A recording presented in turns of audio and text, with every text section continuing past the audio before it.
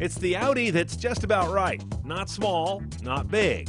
Unless, that is, you tally up the technology. Let's drive the 2012 Audi A6 3.0T and check the tech.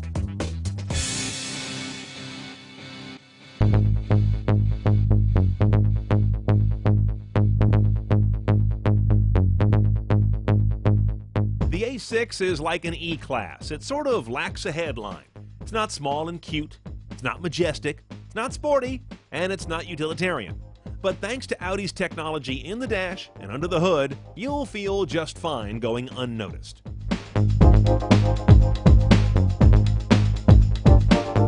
Now, inside this A6 is more than just a car. This is kind of an interesting time capsule. We'll look back at this car in 5 years, let's say, and say, oh yeah, they were out in front on what every car became just a few years hence.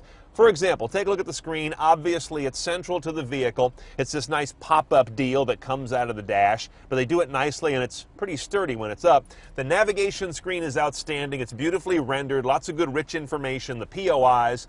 The buildings that are there are not so much that they are going to be useful as much as contextual. Now, nothing on the navigation is quite as interesting as its online services. Check out the logo down there. The icon for 3G does not depend on my smartphone. That's there whether you've got a phone in the car or not, because this guy has its own 3G radio powered by T-Mobile. Let's see how it works. If I go into the menu here for destination, and we have the familiar Audi MMI controller we've seen a lot of times, I can look for online destinations in addition to all the usual places via Google search. Now we're connecting up. There's the Google logo, and it's going to search up some things online live. You see, it's a fuzzy, loose keyword search, just like you do on Google. I didn't have to specify where that term belonged. Is it the city? Is it the name of the place? Is it first or last word? It just went to work. The benefit of this is my POI database, my points of interest, never gets stale. I'm searching live. That's a big advantage. Another of the many ways to use this system is to go browsing for a location. Check this out. It's under the Info tab instead of the Navigation tab. And on this menu, I've got current weather forecast, again, grabbed online, local gas prices. You can also use that as a navigational guide, take me to the cheapest fuel. Travel information, look for landmarks. Check this out. Let's say I want to find landmarks in the immediate area or vicinity of my destination. Here's a list powered by WeFind, which has a bunch of Wikimedia stuff in it. And I'm able to find all the interesting landmarks in my area. I get a short description and a thumbnail photo right next to it. If I click on it, I can read the description. And then, if it's of interest to me, hit Set as Destination.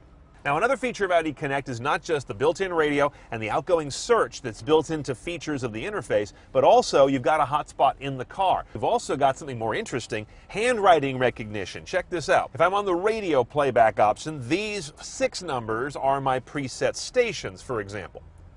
But if I go to navigation, let's say I want to enter a street name, I can actually start to write this down through the pad. See how it goes blank? And there we go. It's quite accurate, surprisingly so. And unlike graffiti, like if you had a Palm device back in the day, there's no special character set to learn. You just kind of write the letter the way you'd write it on paper, and it figures it out. Now let's talk about your media overall. You've got AM, FM, and Sirius XM, blended satellite radio right now on this guy. And as you can probably see in there, as I go through some of these, a lot of HD radio stations pop up. It's HD enabled. SD card is next. I've got the 2 slots as we saw there. DVD in the front slot here. CD only in the 6 changer in the glove box. Various devices hook up to the AMI interface, Audi Music interface. I happen to have an iOS connector in there right now. And you can see I've got Bluetooth streaming. That comes in with Bluetooth hands-free on this car. Just about everything is in here. What we don't have is an apps platform yet on Audi. So far, there's no Twitter, no Facebook, no Pandora, none of that stuff. Now, the output here, if you get a Prestige trim car, the top car, you get Bose audio throughout it. If you want to go beyond that, you can a la carte option a B&O sound package. That's like $6,000. One last thing I want to show you on this interface as we get now into the driving technology is Audi Drive Select. You've got a comfort setting. Auto is kind of a normal setting, and dynamic is your sporty setting. Then you can go to the individual one here. And that's where you can customize what that does. You can change the accelerator response and how much the transmission holds each gear before it shifts to the next one. That's under this one. Steering is going to tighten up the ratio so you get a higher turn ratio, which is considered sportier. And the belt tensioner actually snugs you in more tightly with the seat belts. Makes you feel like you're driving faster. Now up here in the engine room is, to me, where Audi really earns their keep. 3-liter longitudinal V6. You've got supercharging and direct injection going on here.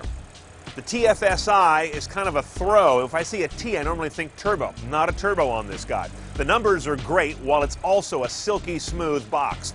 310 horsepower, 325 foot-pounds of torque. Again, it's got a blower, so the torque number tends to be high on a motor like that. 0 to 60 is 5.3 on a car that weighs a little over 4,000 pounds and has all-wheel drive, which, is a lot of stuff you've got to move all the time. And in spite of all of that, good numbers, great performance, you get good MPG. 1928 is the rating. Like just about all recent Audis, this A6 is uncannily smooth. And this 3.0T version, endlessly powerful in a civilized way. It's a joy to drive, but not really a sports sedan like an S6 would be. For the crowd that seeks power for getting on the freeway or passing traffic, this is your Audi 6. Okay, let's price this 2012 Audi A6 3.0T supercharged V6. $51,000, just a little bit less than that, is base with destination. To go CNET style, though, you've got to get above the base model and go to the mid model, which they call Premium Plus. That's going to bring you navigation, voice recognition, handwriting recognition, all that Audi Connect technology, front and rear sensors, a rear parking camera.